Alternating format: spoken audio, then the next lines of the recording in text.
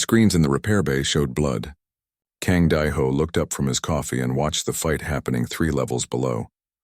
His freighter ship needed repairs, and he was stuck on this awful space station for 3 days. He wished he could leave right now.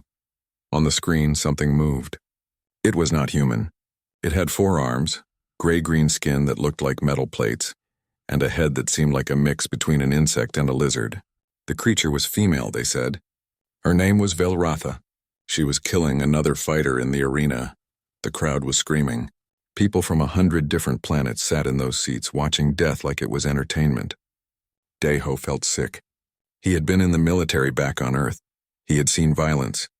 But this was different. This was slavery dressed up as sport. "Don't watch that stuff," said the repair technician working on Daiho's ship.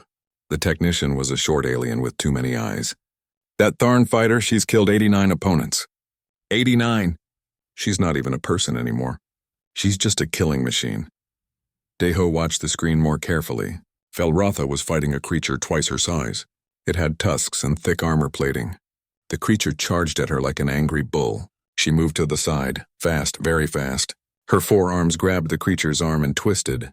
There was a cracking sound that made everyone in the repair bay wince. But something caught Daiho's attention. When Velratha had the chance to kill her opponent, she hesitated. Just for a second.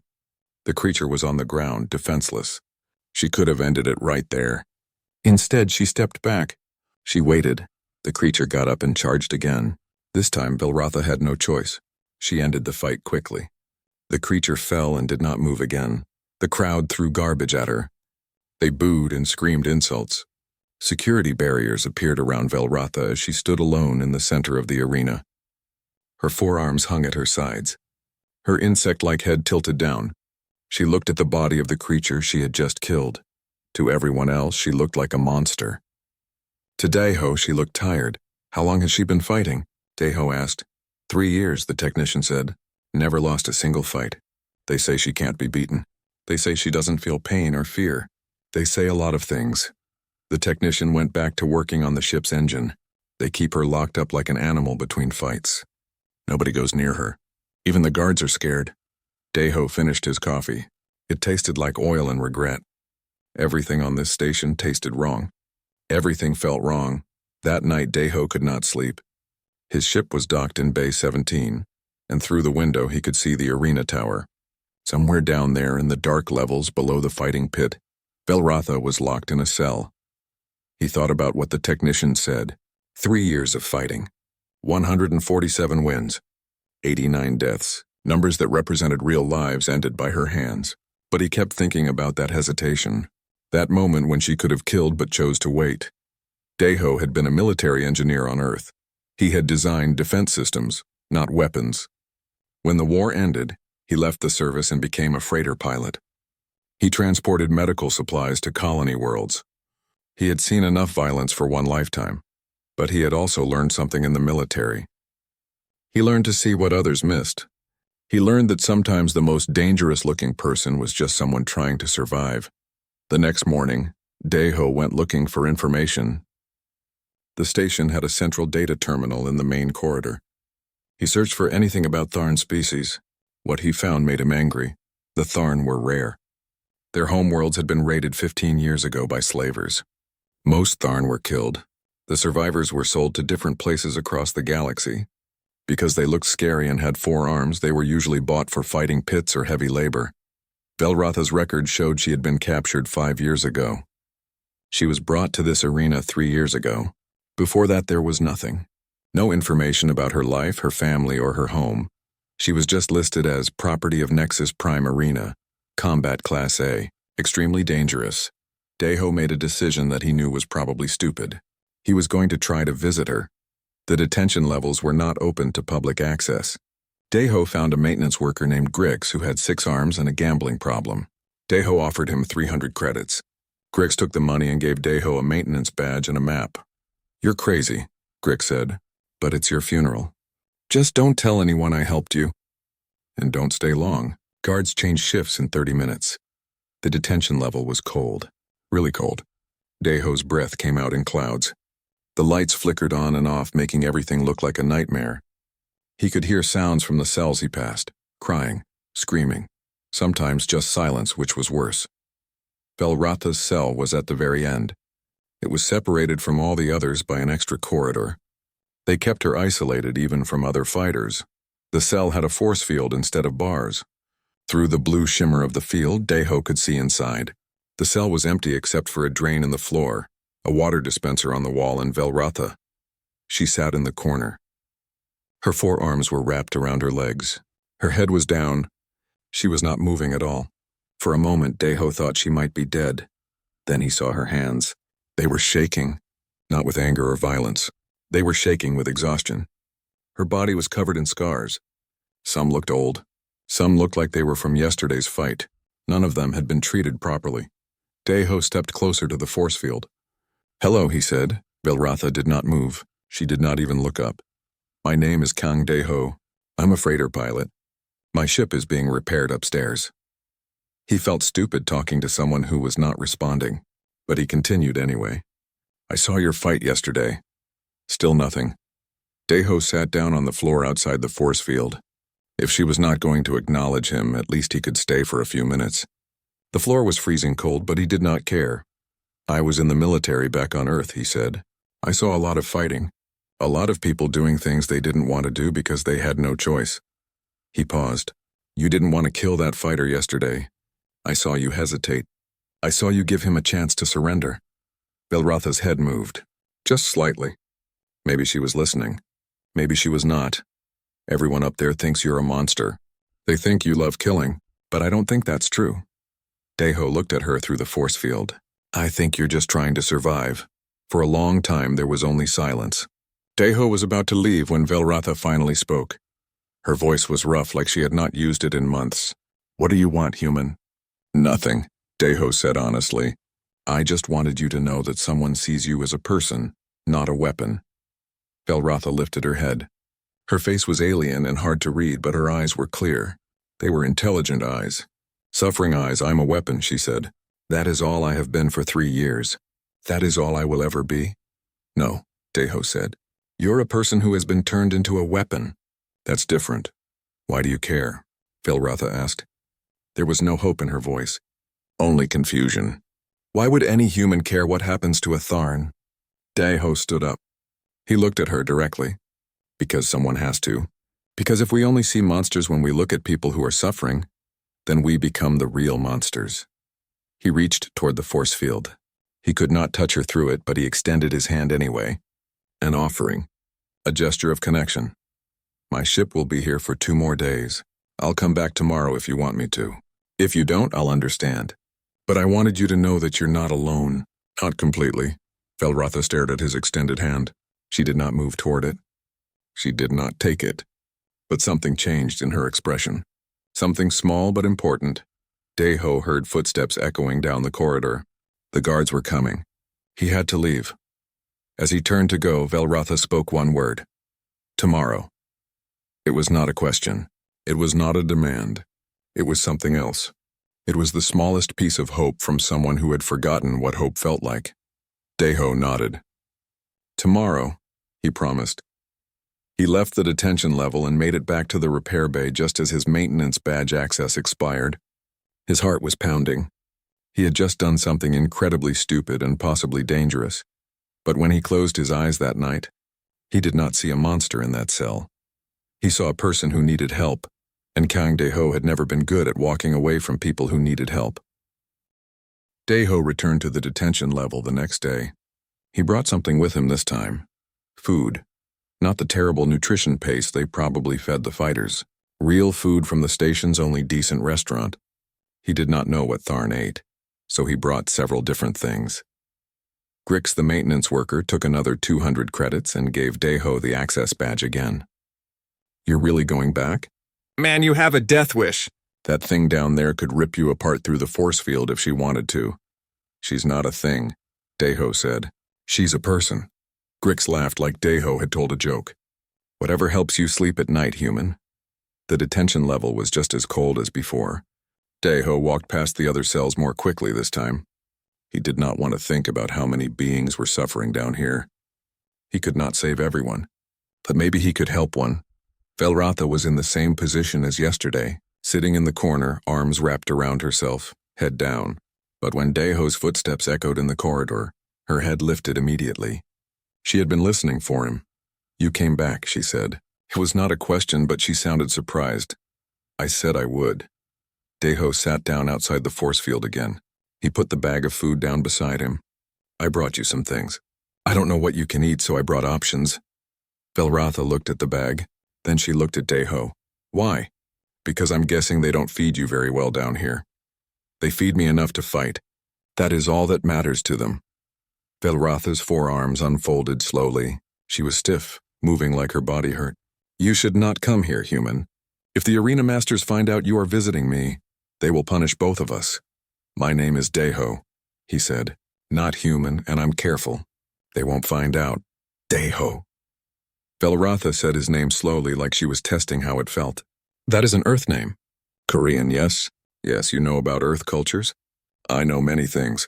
Before I was brought here, before I was captured, I was a colony defender. I studied other species. I learned languages. I had a life." Her voice became quieter. "That feels like it happened to someone else now." Daeho leaned forward. "Tell me about it." "About your life before?" Velratha was quiet for a long time. Daeho thought maybe she would not answer. Then she started talking. "I was born on Tharn Colony, World Kresh 7. It was a small settlement. 300 of my people. We were trying to rebuild what was lost when our homeworld was destroyed. I had a clutch. That is what you would call a family. 3 siblings. 2 parents. We lived in the northern region where the water was clean." She paused. Her hands had stopped shaking. Talking seemed to calm her. "I was training to be a defender, not a soldier. A defender. We protected the colony from dangerous animals and natural disasters. I was good at it, strong, fast, but I never wanted to hurt anyone. I just wanted to keep my people safe." "What happened?" Daeho asked gently. "Raiders came. They had weapons we could not fight against. They killed most of the colony. They took the survivors to sell as slaves. I fought back. I killed 3 of them before they shot me with something that made me unable to move. When I woke up, my clutch was dead. Everyone I knew was dead, and I was in a cage on a slave ship." Velratha's voice did not change. She told the story like she was talking about the weather. But Daeho could see her hands. They were clenched into fists so tight that her knuckles had turned white. "They sold me to a labor camp first, but I was too aggressive. I fought back too much, so they sold me to the arena. That was 3 years ago. They put an implant in my head." She touched the back of her skull with one hand. "It causes pain if I refuse to fight.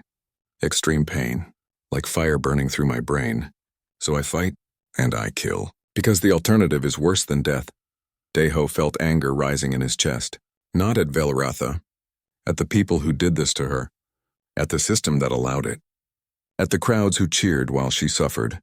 "There has to be a way to remove the implant," he said. "If there is, I do not know it. And even if the implant was gone, where would I go? My people are scattered across the galaxy. There is no home for me to return to. I am alone." "You're not alone right now," Daeho said. He picked up the bag of food and examined the force field controls. There was a small opening at the bottom, probably for sliding food trays through. He pushed the bag through the opening. Velratha looked at the bag like it might explode. Slowly, she reached for it with 2 of her hands. She opened it and looked inside. There were protein bars, fruit, some kind of soup in a sealed container, and water bottles. She took out one of the protein bars and examined it carefully. Then she ate it.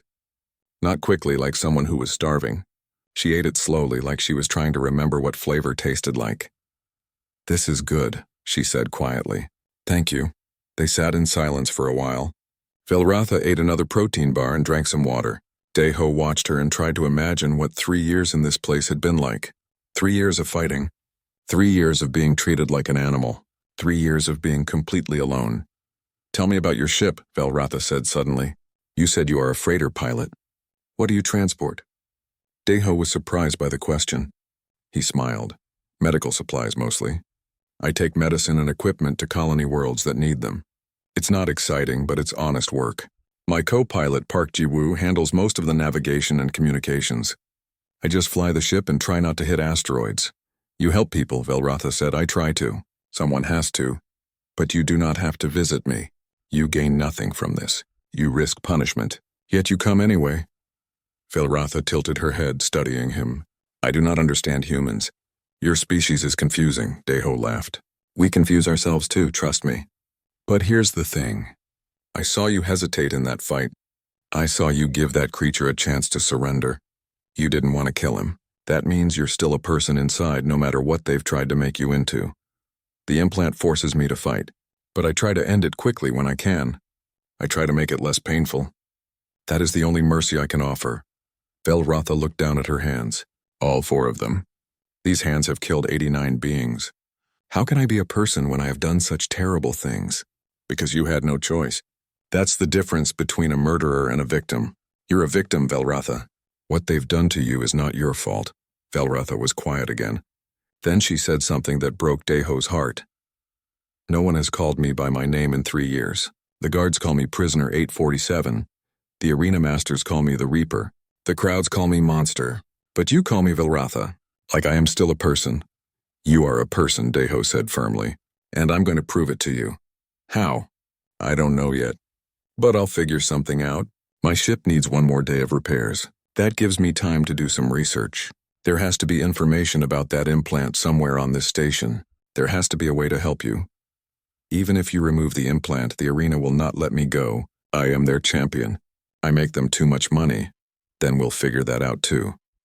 Vilratha stared at him. You are either very brave or very foolish. Probably both, Deho admitted. My co-pilot tells me that all the time. For the first time, Vilratha made a sound that might have been a laugh. It was quiet and rusty, like she had forgotten how to laugh, but it was there. I do not want you to get hurt because of me, she said. I'll be careful. Humans are fragile. If the arena masters find out what you are doing, they will kill you. Then I won't let them find out. Deho stood up. He could hear footsteps again in the distance. Time to leave. But before he went, he did something impulsive. He reached toward the force field again, extended his hand. An offering. When I come back tomorrow, will you tell me more about your life? About who you were before all this? Vilratha looked at his hand. This time she moved closer to the force field. She raised one of her 4 hands and placed it near the barrier, mirroring his gesture. They could not actually touch. The force field was between them, but the intention was there. Yes, she said. I will tell you about the person I used to be. Before I became this, Deho smiled. You're still that person. You've just been buried under pain and survival, but you're still there. I can see her. As Deho left the detention level, he made a decision. He was going to help Vilratha escape. He did not know how yet. He did not know if it was even possible. But he was going to try, because somewhere in that cell, beneath all the scars and trauma and forced violence, was a person who deserved freedom, and Deho was going to make sure she got it. Park Jiwoo arrived on the station the next morning. She was Deho's co-pilot and best friend. They had been flying together for 4 years. She knew him well enough to tell when he was planning something stupid. You have that look, Jiwoo said as soon as she saw him in the docking bay. She was 28 years old, short, with her hair always tied back in a practical bun. She carried a data pad under one arm and a bag of tools under the other. That, I'm about to do something heroic and idiotic look. What did you do? Deho helped her carry the tools to their ship. I met someone who needs help. On this terrible station, everyone here needs help. This place is basically a crime hub with better lighting.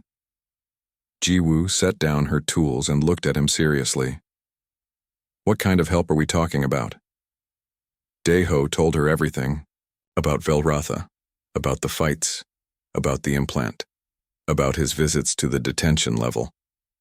Jiwoo listened without interrupting, which was unusual for her. When he finished, Jiwoo was quiet for a long moment. Then she said, You want a break? I enslaved arena fighter out of the most secure station in this sector. A fighter who has killed 89 opponents and is controlled by a neural implant that we know nothing about. Yes. And you think this is a good idea? No, I think it's a terrible idea, but it's the right thing to do. Jiwoo sighed. It was. I'm surrounded by idiots, but I love them anyway, sigh. Okay, tell me what you need me to do.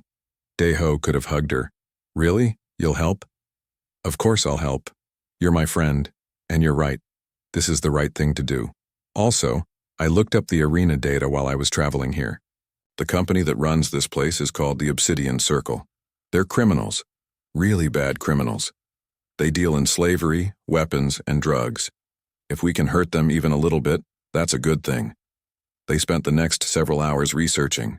Jiwoo was brilliant with computers and data systems. She could hack into almost anything if given enough time. She started breaking into the station's security files while Dae-ho went back to visit Velratha. This time, Dae-ho brought a small medical scanner hidden in his jacket. It was illegal to have one on the station, but Jiwoo had smuggled it past security. Velratha was waiting for him. She was not sitting in the corner this time. She was standing near the force field, like she had been expecting him. "You came back again," she said. "Of course, I told you I would." Dae-ho sat down and pulled out the scanner. "I brought something. It's a medical scanner. If you let me scan you, I can get information about that implant. Maybe we can figure out how to remove it." Velratha looked at the small device. "That is illegal technology. If you are caught with that, they will arrest you." "Then we'd better not get caught. Will you let me scan you?" Velratha moved closer to the force field. "Yes, do it quickly." Dae-ho activated the scanner and pointed it through the force field at Velratha's head. The device hummed softly as it collected data. It took about 30 seconds. When it was done, Dae-ho hid it back in his jacket. "I'll have Jiwoo analyze this data. She's my co-pilot. She's good with technology. Maybe she can figure out how the implant works." "And then what?" Velratha asked.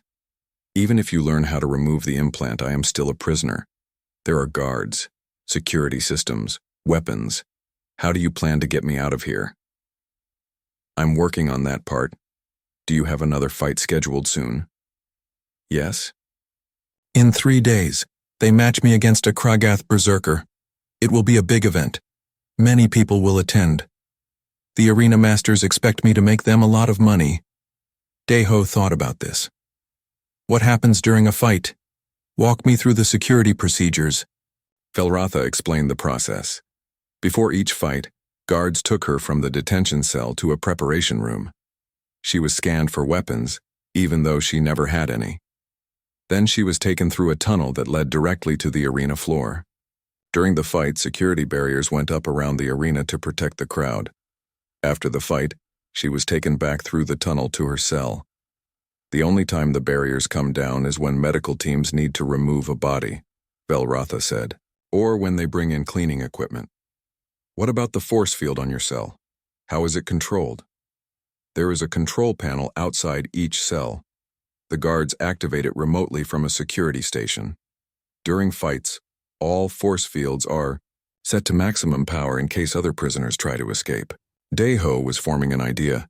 It was dangerous and complicated, but it might work. "If we could override the security systems during your next fight, the barriers would come down. You could escape during the confusion." "Where would I go?" "The station has security everywhere, and even if I reached your ship, they would destroy it before you could launch.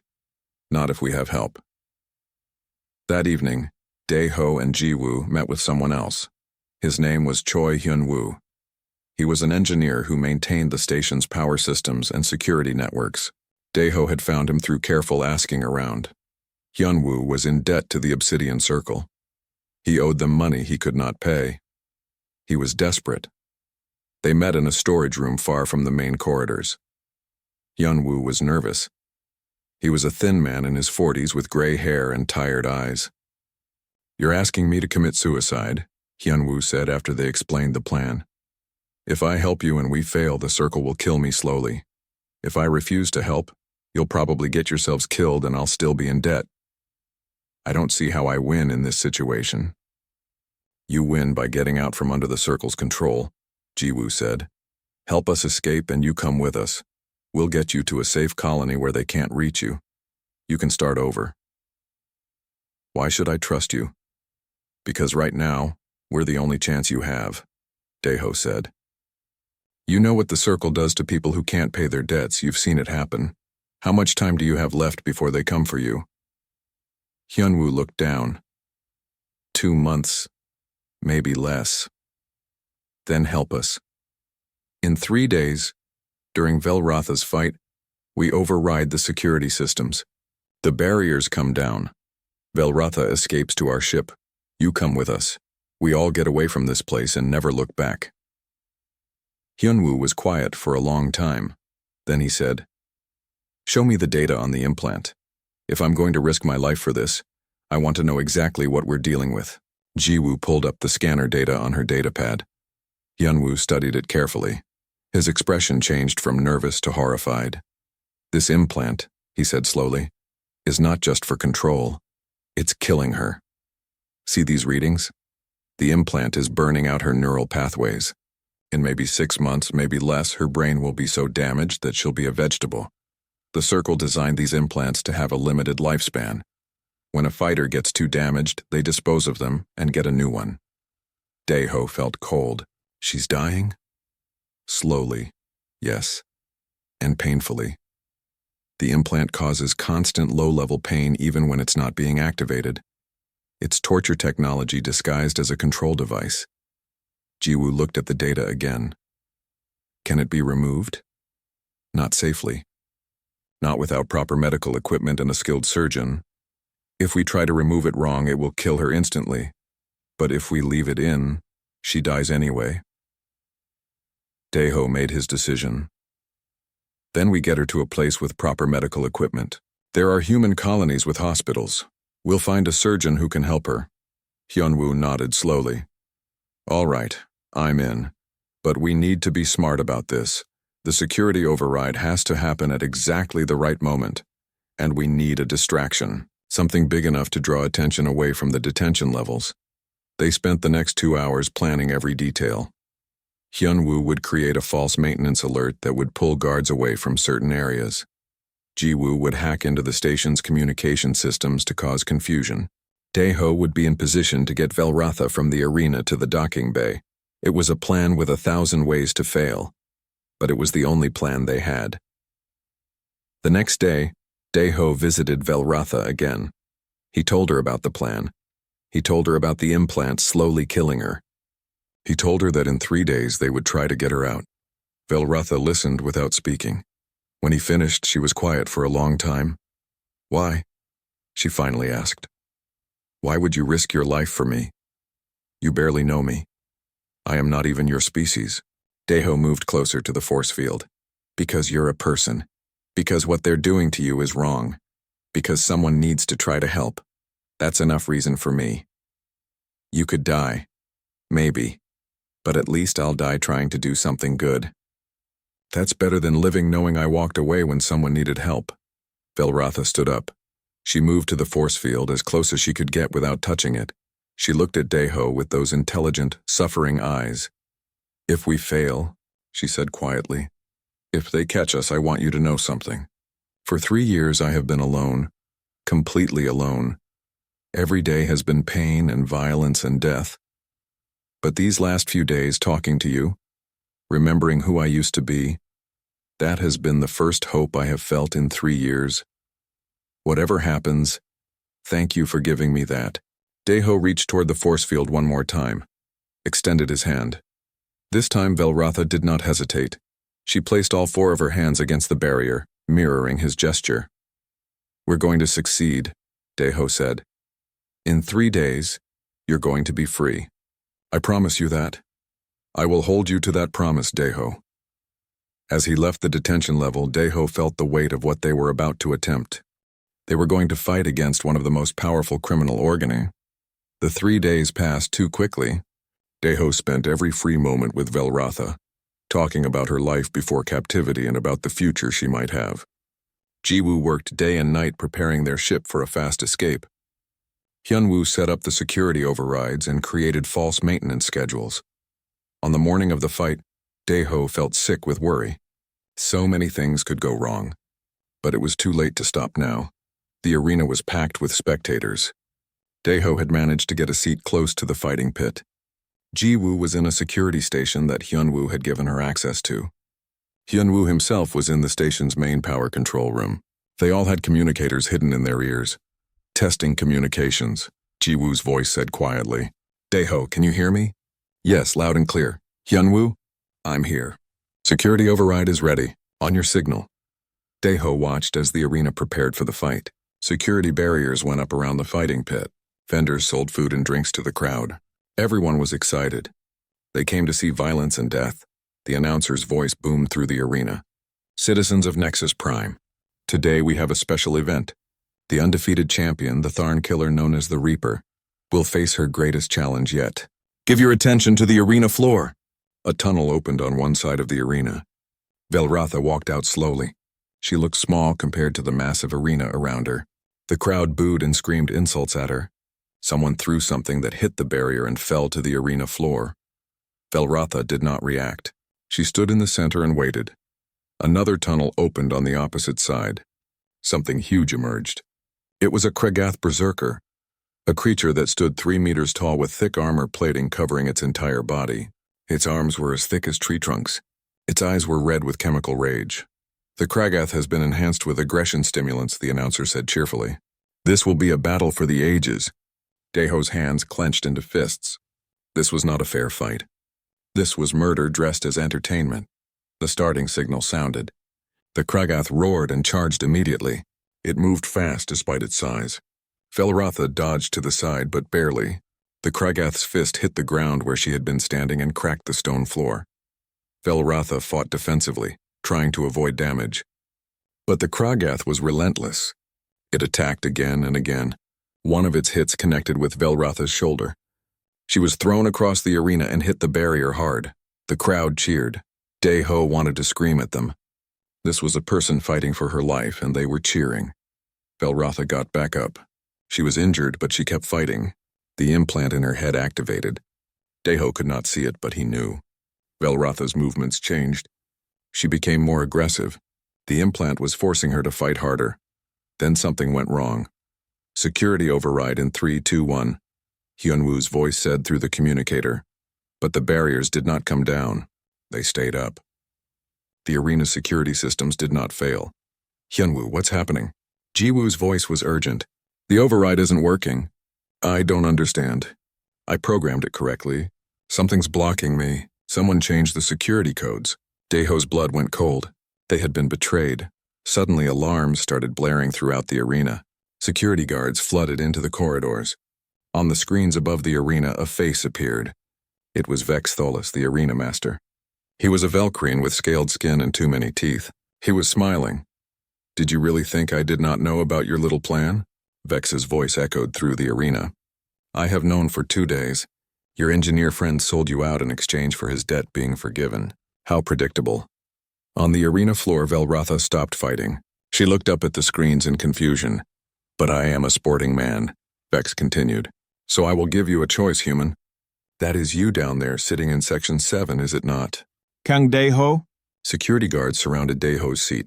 He was grabbed and dragged down to the arena floor. They threw him through a door in the barrier. He landed hard on the stone ground. The Kregath stopped attacking Velratha and turned to look at Deho. Here is the deal, Vex said. The Tharn will fight the human to the death. If she kills him, I will let her live another day. If she refuses, I will have my guards kill that female human in the security station. What was her name? Yes, Park Jiwoo. On the screens they showed Jiwoo. She was surrounded by guards with weapons pointed at her. Deho stood up slowly. His body hurt from the fall. He looked at Velratha. She was staring at him with horror in her eyes. No, Velratha said. I will not do this. Then your human friend dies, Vex said. I will have her executed right now in front of everyone. Your choice, Tharn. Kill the male or watch the female die. Deho saw Velratha's face change. The implant was being activated. Vex was forcing her to attack him. Her body started moving against her will. Her forearms raised. She took a step toward him. Velratha, Deho said calmly, listen to me. You're stronger than they are. You're stronger than the machine in your head. You can fight this. I cannot. Velratha's voice was strained. She was fighting against the implant's control, but it was too strong. I cannot stop it. Run, please run. No, I'm not running. And you're not going to hurt me. Velratha lunged at him. Her movements were fast and deadly. But Deho did not defend himself. He did not run. He did not even move. He just stood there. You're a person, Velratha. You're not a weapon. You're not a killer. You're someone who loved her family. Someone who wanted to protect people, not hurt them. Remember who you are. Velratha's hand was inches from Deho's throat. She could kill him in one movement. The implant was screaming at her to do it. The pain must have been unbearable, but she stopped. Her hand was shaking. Her whole body was shaking. She was fighting against the strongest force of her will that she had ever felt. I am Velratha, she said through clenched teeth. I am not a weapon. I am not a slave. I am a person. I choose myself. Deho extended his hand. One last time. One last offering of trust and connection. Take my hand. Choose freedom. Velratha looked at his hand. Then she looked at his face. In that moment, something broke inside her. Not in a bad way. The opposite. Something that had been chained and locked away for 3 years finally broke free. She took his hand instead of his life. The implant, receiving conflicting commands, could not handle it. Velratha had broken through its control through sheer force of will. The device overloaded. It burned out in seconds, sending one final spike of pain through her brain before dying completely. Velratha screamed. It was a sound of pain and anger and freedom all mixed together. She collapsed and Deho caught her. The arena erupted into chaos. The crowd did not understand what had just happened. Some people were cheering. Some were booing. Most were just confused. In the security station, Jiwoo took advantage of the confusion. She had been trained in hand-to-hand combat. When the guards watching her were distracted by the arena events, she fought back. She grabbed one guard's weapon and used it to force the others back. Then she triggered the real security override. The one she had programmed herself as a backup plan. All the barriers came down. Every security door opened. All the force fields in the detention level deactivated. The enslaved fighters saw their chance. They ran. Dozens of prisoners flooded into the arena corridors. More chaos, more confusion. The guards did not know who to chase or what to secure first. Deho picked up Velratha. She was unconscious but breathing. He ran toward the nearest exit. Other fighters ran with him. Some ran in different directions. Everyone was escaping at once. Jiwoo's voice came through the communicator. Deho, the ship. Get to the ship. I'm coming. Where are you? Heading to docking bay 17. I'll meet you there. Deho ran through corridors he had never seen before. He was lost, but he kept running. Velratha was heavy in his arms. His muscles screamed. His lungs burned. But he did not stop. He found a stairwell and climbed. Up and up, the docking bay was on level 5. He was on level 1. He had a long way to go. Behind him, he heard weapons fire. The security guards were shooting at escaping prisoners. Some prisoners were shooting back with stolen weapons. The station was turning into a war zone. Deho reached level 5. He ran down the corridor toward Bay 17. He could see his ship, the Morning Star. Jiwoo was already there opening the cargo door. Come on, she shouted. Hurry! Deho ran the last 100 meters. He was so tired he thought his legs might give out. But he made it. He carried Velratha up the cargo ramp into the ship. Strap her in, Jiwoo said, running toward the cockpit. I'm starting launch sequence. Deho secured Velratha in one of the cargo bay seats. He strapped her in carefully, making sure she would not fall if the ship moved suddenly. Then he ran to the cockpit and dropped into the co-pilot seat. Launch clearance denied, a voice said over the communication system. All ships are grounded until the security situation is resolved. They're not going to let us leave, Deho said. Watch me, Jiwoo replied. She fired up the engines and released the docking clamps manually. The ship started to lift. Warning, unauthorized launch. You will be fired upon. Let them try, Jiwoo said. She pushed the throttle forward. The Morning Star shot out of the docking bay like a bullet.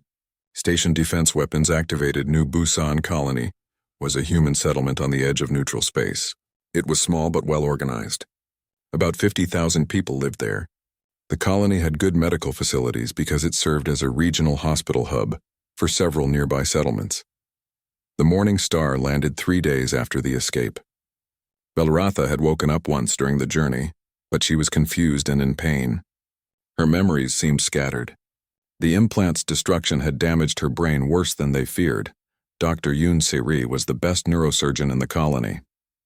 She was a serious woman in her 50s, who had worked with alien biology for 30 years. When Deho carried Velratha into the medical center, Dr. Yoon took one look and immediately called for emergency treatment. What happened to her? Dr. Yoon asked as they rushed Velratha into surgery. Neural implant burnout. It was a control device. She overloaded it through force of will. Dr. Yoon's expression turned from concern to horrified. Those implants are designed to kill if removed improperly. If she destroyed it from the inside, the damage could be catastrophic. How long ago? 3 days. Then we have a chance. Wait here. This will take several hours. Daeho and Jiwoo waited in the hospital's common area. Daeho could not sit still. He paced back and forth. Jiwoo watched him for a while, then said, "She's going to survive. Dr. Yoon is the best. But what if she's not the same person? What if the damage is permanent? Then we'll help her adapt. That's what we do. We help people." Hours passed. 5 hours, then 6. Finally, Dr. Yoon came out of surgery. She looked exhausted but not devastated. That was a good sign. "She's alive," Dr. Yoon said, "and she'll stay alive. But the damage is significant. The implant destroyed about 30% of her neural pathways before it died. She'll have memory problems. Some memories might be gone forever. Others might come back slowly. It's hard to say." "Will she be able to function?" Daeho asked. "Yes, she's remarkably strong. Her species has redundant neural systems that helped protect her brain. She'll need therapy and rehabilitation, but she should recover most of her cognitive abilities. She might never fight at the level she did before, but honestly, that's probably a good thing." Daeho felt relief wash over him. "Can I see her?" "Not yet. She needs rest. Come back tomorrow morning." That night, Daeho barely slept. He kept thinking about Velratha lying in the hospital bed. He wondered if she would remember him. He wondered if she would remember choosing freedom over the implant's control. The next morning, Dr. Yoon allowed him to visit. Velratha was awake. She was lying in a medical bed with various monitors attached to her. She looked small and vulnerable. Nothing like the fearsome fighter from the arena. When she saw Daeho, her eyes focused on him. "You," she said slowly. "I know you. You extended your hand. "Yes, I'm Daeho. Do you remember?" "Some things. Not everything. It's like pieces of my life are missing."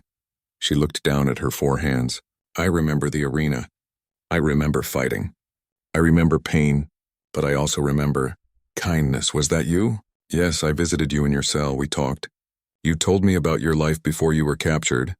"I had a life before?" Velratha looked confused. "I can't remember it clearly." "There are images. A place with water. People who looked like me. But it feels like a dream." Daeho sat down beside her bed. "It will come back. Dr. Yoon says your memories might return slowly. We'll help you remember." "Why? Why do you care so much about what happens to me?"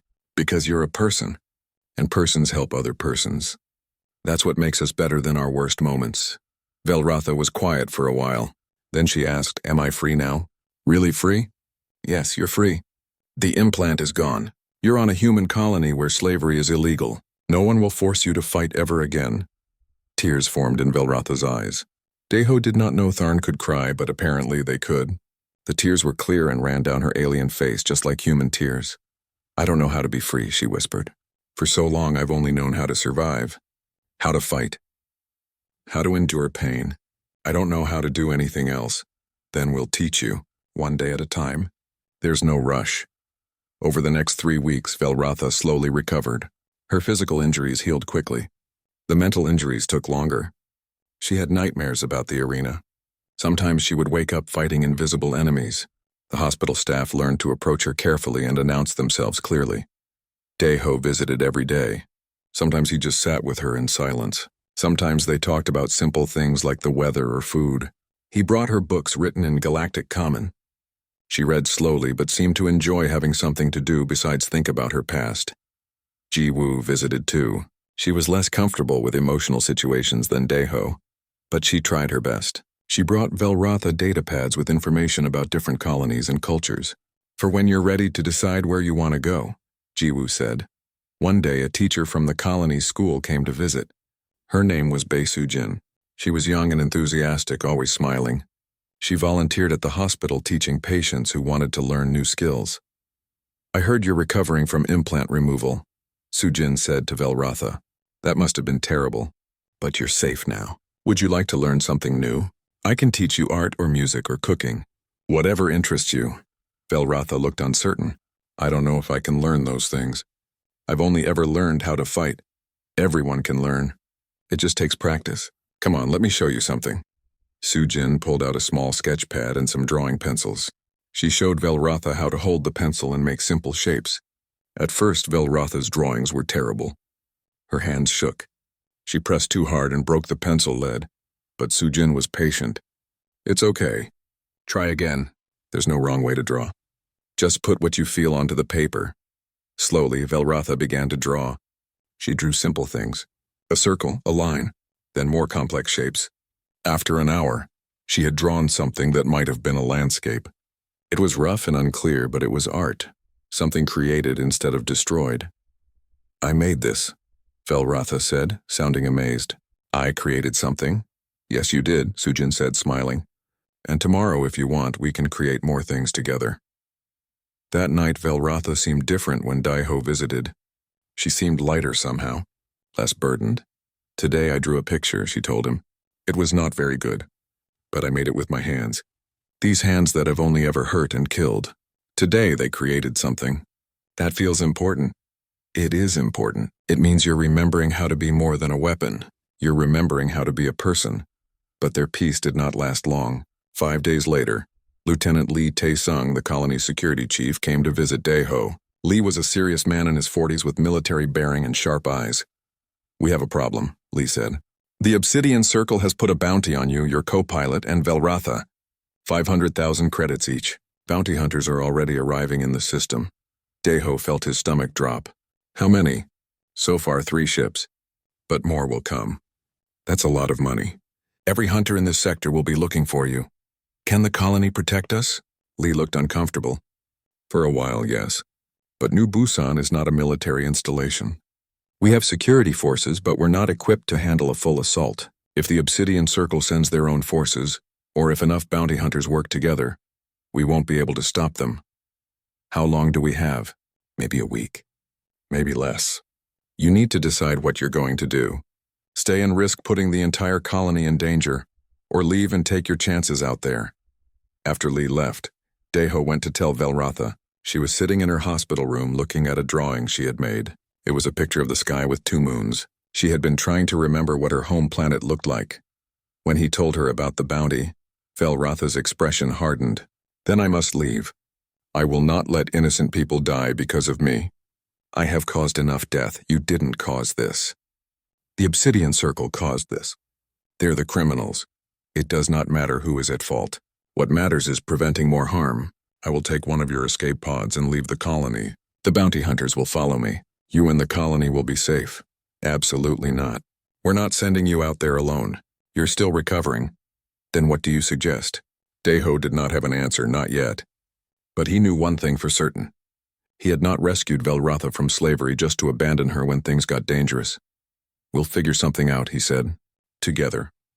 That night, as Daiho lay in his temporary quarters on the colony, he heard an alert. Ships were entering orbit. Multiple ships. He ran to the communications center where Jiwoo was monitoring the situation. 3 bounty hunter vessels, Jiwoo said. They're not attacking yet. They're just positioning themselves around the colony. They're waiting for something. For what? Probably for backup. They know we're here, but they don't want to risk a failed capture. They'll wait until they have enough ships to guarantee success. Daiho looked at the sensor displays showing the ships in orbit. 3 ships now. Soon there would be more. And eventually they would attack. He thought about Velratha in the hospital, learning to draw pictures and remember what it felt like to be a person instead of a wep. The attack came sooner than expected.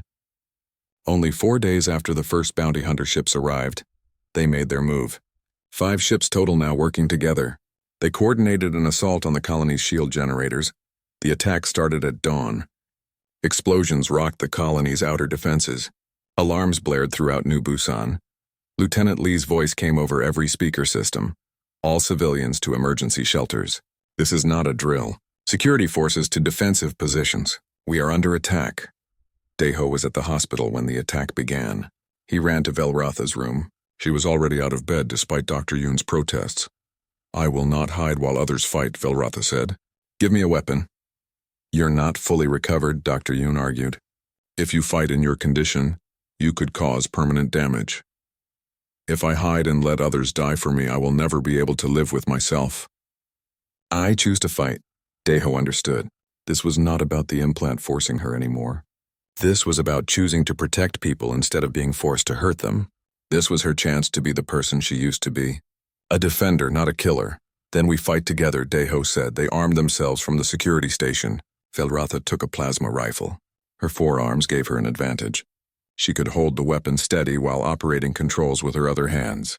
Daeho took a smaller weapon.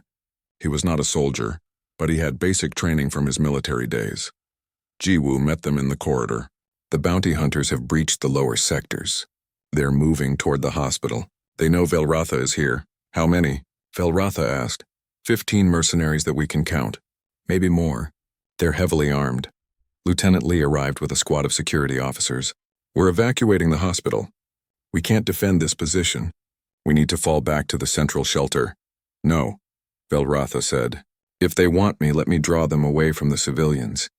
I will lead them toward the industrial sector. It's empty. You can evacuate while they chase me. That's suicide, Lee said. You'll be outnumbered. Then come with me. We fight together. Velratha looked at Daeho, then Jiwoo, then Lee. I will not run anymore. I will not hide. But I will also not fight like I did in the arena. I will fight to protect, not to kill. Can you understand that? Daeho understood perfectly. This was Velratha choosing who she wanted to be. Not a weapon. Not a victim.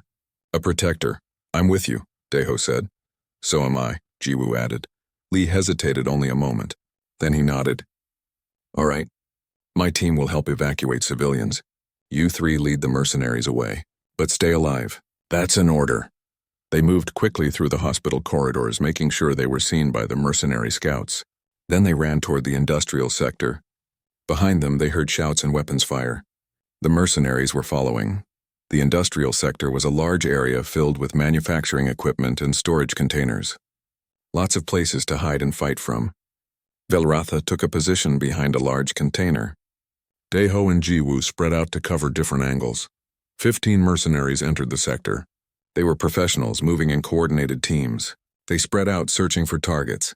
Now, Velratha said, they opened fire. But they aimed carefully. Velratha hit weapons instead of bodies when she could. Disarming instead of killing. It was harder than just shooting to kill, but she managed it. 2 mercenaries dropped their weapons. 3 more took cover. Daeho fired at a mercenary's legs. Non-lethal shots when possible. The mercenary fell but was still alive. The mercenaries returned fire. Energy beams cut through the air. One beam hit the container Velratha was hiding behind. The metal melted. She had to move. She ran across open ground to another position. Her body was not fully healed yet. She moved slower than she used to. A beam caught her shoulder. She gasped in pain but kept moving. Velratha, Daeho shouted, I'm fine. Keep firing. But they were losing. 15 mercenaries against 3 defenders was not fair odds. Even with Velratha's skills, they could not hold out much longer. Then something unexpected happened. New weapons fire came from a different direction. The mercenaries were being shot at from behind. They turned in confusion. A group of fighters emerged from another entrance to the industrial sector. They were Tharn. 7 Tharn warriors, all armed, all moving with coordinated precision. At the front of the group was an older Tharn female. She was larger than Velratha, with more elaborate markings on her armor plating. She moved with authority. Matriarch Rinkala, Velratha whispered in shock, leader of the refugee fleet. The Tharn warriors attacked the mercenaries with overwhelming force. Within minutes, the entire mercenary team was disarmed and restrained. None were killed, but all were defeated. The matriarch approached Velratha. She looked her up and down, examining her. You are damaged, Rinkala said in the Tharn language.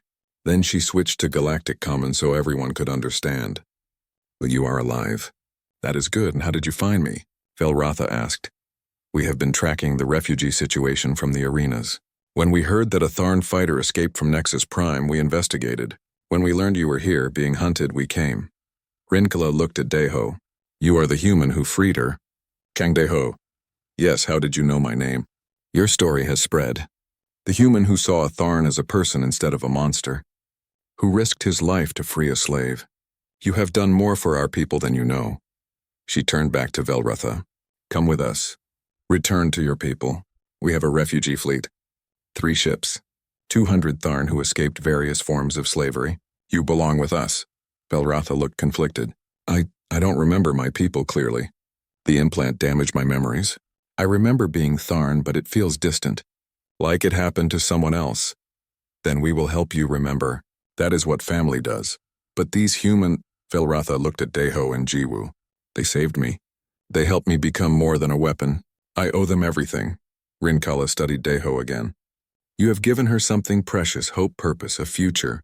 For that the Tharn people are in your debt. The battle was not over yet. More mercenary ships were still in orbit. But now the Tharn ship, the Kaltesh's pride, was helping defend the colony. The odds had changed. Over the next 6 hours, the combined forces of New Busan security, the human colonists who could fight, and the Tharn warriors drove off the bounty hunters. 3 mercenary ships were destroyed. 2 retreated.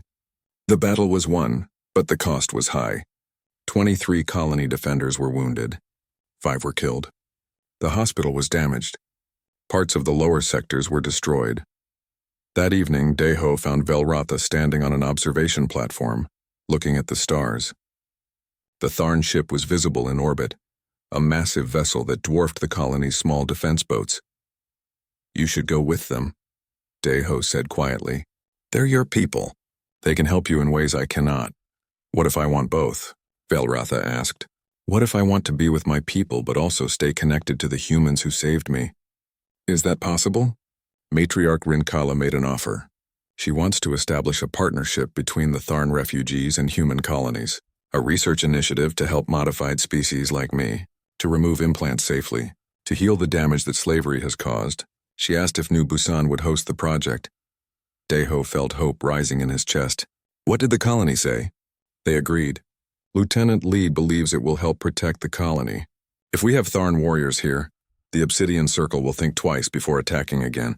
And Dr. Yoon is excited about the medical research. She says she can help develop better treatment for implant victims. So you would stay here and work with your people and humans together? If you will help me. I am not a scientist or a diplomat, but I can be a symbol, a person who is broken and is healing. Other modified beings need to see that recovery is possible. Velrutha turned to look at Deho. You showed me that one person extending a hand in friendship can change everything. I want to extend that hand to others who are suffering like I was. Deho felt emotion welling up. Pride, joy, hope. I'll help you, he said. For as long as you need me. Velrutha extended all 4 of her hands. Deho took 2 of them in his. Thank you, she said quietly. For seeing me. For believing in me. For giving me a future when I thought I had none. You gave yourself a future. I just opened a door. You walked through it.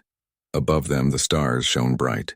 The Tharn ship hung in orbit like a promise that broken things could be mended, that enslaved people could be freed, that monsters were just people who had been hurt badly and needed help healing. And in that moment, standing together on that observation platform, Deho and Velrutha were not human and alien. They were just 2 people who had chosen kindness over fear, who had chosen connection over division, and that choice had changed everything. 3 months passed. New Busan colony was transformed. What had been a quiet human settlement became something new. A place where humans and Tharn worked side by side. A place of hope and healing. The colony's name was officially changed to Haven Station. It represented what the place had become. A haven for those who needed safety. A haven for those recovering from slavery and forced modification. The Institute for Liberation and Integration was founded in the colony's rebuilt medical center. Dr. Yoon led the medical research team. Matriarch Rinkala led the Tharn specialists. Together they were developing treatments for neural implants and genetic modifications that enslaved beings across the galaxy. Velrutha served as the Institute's liaison between humans and Tharn. She also worked with other rescued fighters, helping them adjust to freedom. She understood what they were going through better than anyone. She had been where they were. She had recovered more of her memories over the 3 months. Not all of them, but enough. She remembered her home colony. She remembered her family. The memories were painful, but they were also precious. They reminded her of who she had been before everything went wrong. One morning, Deho found Velrutha in her new office. It was a small room with a window looking out at the colony. She was reading a report about a Tharn fighter trapped on a station called Kresh Prime. "His name is Silvara," Velratha said without looking up. "He has been fighting for 7 years. Longer than I did. His implant is in the final stages of burnout. If we don't help him soon, he will die." Deho sat down across from her. "What do you want to do?" "I want to try what you did for me. I want to extend a hand. I want to show him that freedom is possible."